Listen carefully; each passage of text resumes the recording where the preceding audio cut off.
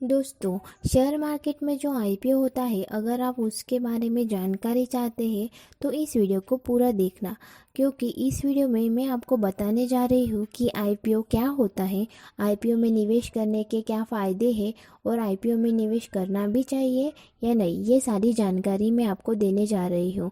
तो पूरी वीडियो में आगे बढ़ने से पहले मैं आपको बताना चाहती हूँ कि अगर आपका शेयर मार्केट में अकाउंट नहीं है और आप अपना डीमैट अकाउंट ओपन करना चाहते हैं तो मैंने आप लिंक दी है वीडियो के डिस्क्रिप्शन में, तो आप उस लिंक से अकाउंट ओपन कर सकते हैं।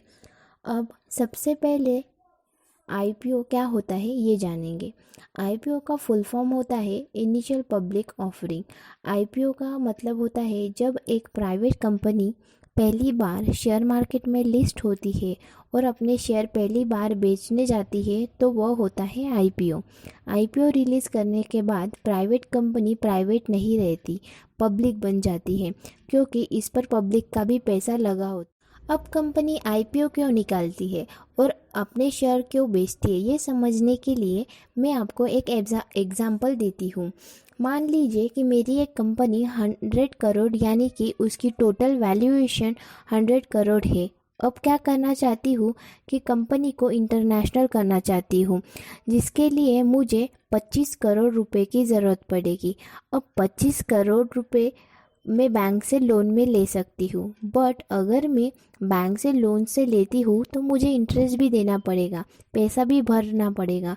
तो इससे अच्छा है कि मैं अपनी कंपनी को शेयर मार्केट में लिस्ट करवा लूँ, उसके बाद अपनी कंपनी का आईपीओ रिलीज़ करूँ, जिसके बाद लोग मेरी कंपनी का शेयर खरीदेंगे और वह पैसा डायरेक्ट ही मेरे पास आ जाएगा, जिससे मैं बिजनेस कर सकती हूँ। लेकिन इसमें तो मेरा ही फ़ायदा है, क्योंकि पैसे तो मेरे ही कंपनी को मिल रहे हैं और वो मेरे पास ही आ जाएंगे।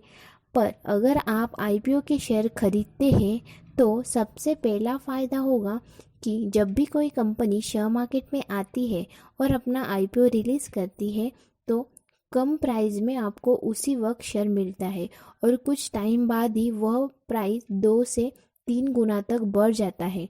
आपको कुछ एग्जांपल देती हूँ।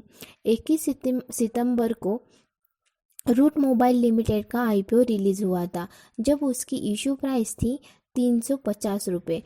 उसके 7 दिन बाद ही उस प्राइस का प्राइस 938 हो गया था, यानी कि सिर्फ 7 दिन में आपको 3 गुना पैसा मिल गया था। मतलब अगर आप 1 लाख लगाते तो आपको 3 लाख मिल गए होते सिर्फ 7 दिन के अंदर। ऐसे ही 17 सितंबर को हैप्पी स्माइल टेक्नोलॉजी का आईपीओ रिलीज़ हुआ था, तब उसकी इश्यू प्राइस थी 166 रुपये। उसके 7 दिन बाद ही उसकी प्राइस 363 रुपये हो गई थी, यानी कि आपको 7 दिन में ही पैसे डबल मिल गए थे। वैसे ही आईपीओ का जो दूसरा फ़ायदा होता है वह है प्राइस ट्रांसपेरेंसी होती है, यानी कि उस शेयर की जो प्राइस है वही आपको ऑर्डर डॉक्यूमेंट में लिखी हुई मिलेगी। तो जैसे कि छोटे इन्वेस्टर है और जो बड़े इन्वेस्टर है, उन दोनों के पास उसकी इंफॉर्मेशन अवेलेबल होगी। और तीसरा फ़ायदा होता है कि जब भी कंपनी आईपीओ रिलीज़ कर देती है तो कंपनी खुद को एक्सपांड करने की सोच रही होती है या फिर अपना लोन पे करने की सोच रही होती है। एक तरीके से कंपनी आगे बढ़ने ही जा रही होती है, तो उसी प्राइस बढ़ने की और उस कंपनी के ग्रो होने के बहुत ही ज़्यादा चांसेस होते हैं। तो रिस्क बहुत कम हो जाता है कि आपका पैसा डूब जाएगा और बहुत चांस होते हैं कि आपका पैसा बहुत ज़्यादा बढ़ जाएगा। तो आईपीओ खरीदने के यह फ़ायदे हैं। लेकिन मैं आपको एक बात क्लियर कर देती हूँ कि अब मैंने बहुत तारीफ़ कर दी कि आपका पैसा 2 गुना हो जाएगा, लेकिन आँख बंद करके किसी भी कंपनी का आईपीओ मत खरीद लेना। अपनी खुद की रिसर्च करना ज़रूरी है, क्योंकि कई बार बाद में प्राइस घट भी जाती है। तो मैं आप लोगों को सिर्फ सच्चाई बताने का काम कर रही हूँ। डिसीजन आपको लेना है कि आपको आईपीओ में इन्वेस्ट करना है या नहीं। और अगर आप आईपीओ खरीदना चाहते हैं तो सबसे पहले आप कुछ बातें जान ले, आपके लिए बहुत ज़रूरी है। तो इसमें सबसे पहला पॉइंट है कि आपको आईपीओ के लिए अप्लाई करना होता है, और अगर आप अप्लाई कर देते हैं तो कोई गारंटी नहीं है कि आपको अलॉटमेंट होगी। एग्जाम्पल, अगर किसी कंपनी के 1 करोड़ शेयर अवेलेबल है और 2 करोड़ शेयर की एप्लीकेशन आ जाए तो सभी को तो नहीं मिलेगा ना आईपीओ। तो इसलिए कोई भी गारंटी नहीं होती कि आपने अप्लाई किया है तो आपको गारंटीड आपको आईपीओ मिलेगा ही। वैसे ही दूसरा पॉइंट है कि आईपीओ में आपका जितना मन करे 2, 4, 6 या 8 ऐसे शेयर नहीं खरीदे जाते।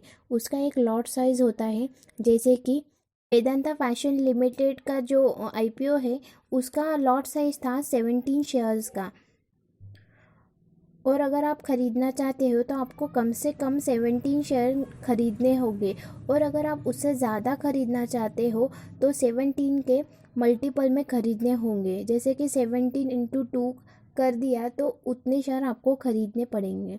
वैसे ही अपना तीसरा पॉइंट है, अब मैक्सिमम कितने शेयर खरीद सकते हैं उसकी भी एक लिमिट होती है। आप चाहे भी तो उससे ज़्यादा नहीं खरीद सकते। फोर्थ पॉइंट है, ज़रूरी नहीं है कि आपने जितने शेयर के लिए अप्लाई किया है आपको उतने ही शेयर मिल जाएंगे। अवेलेबल कितने हैं और कितनी एप्लीकेशंस आई हैं उस पर भी डिपेंड करता है। जब हम आईपीओ में अप्लाई करते हैं तभी हमें अलॉटमेंट डेट दी जाती है। अगर अलॉटमेंट डेट के दिन अगर हमें आईपीओ अलॉटमेंट होता है तो हमें मैसेज आ जाता है कि आपको आईपीओ अलॉट हुआ है। और अगर नहीं हुआ है तो हमें अलॉटमेंट नहीं हुआ है ये भी मैसेज आ जाता है। तो वैसे ही जब हम आईपीओ में अप्लाई करते हैं उसी टाइम हमें लिस्टिंग डेट भी मिलती है। जिस दिन वह आईपीओ शेयर मार्केट में लिस्ट होने वाला है वह डेट उसे ही लिस्टिंग डेट कहा जाता है। उस दिन शेयर मार्केट में आईपीओ लिस्ट होता है, उसी दिन हम शेयर को बेच भी सकते हैं। तो इसी तरीके से आपको आईपीओ में अप्लाई करना है। अगर आप आईपीओ में अप्लाई करना चाहते हैं तो बहुत सोच समझ कर ही आईपीओ सिलेक्ट करें। हमारे चैनल जो हमेशा नए नए आईपीओ आने वाले होते हैं उस पर शॉर्ट्स वीडियो डालते हैं। अगर आपको आईपीओ की डिटेल्स चाहिए तो प्लीज़ हमारे चैनल को सब्सक्राइब कीजिए ताकि आपको आईपीओ की डिटेल्स मिलते रहे। और हाँ, लाइक करना मत भूलिए और कमेंट करके ज़रूर बताइए कि आपको ये इन्फॉर्मेशन कैसी लगी। तो प्लीज़ हमेशा हंसते रहिए, खुश रहिए और पैसे कमाते रहिए। Thank you.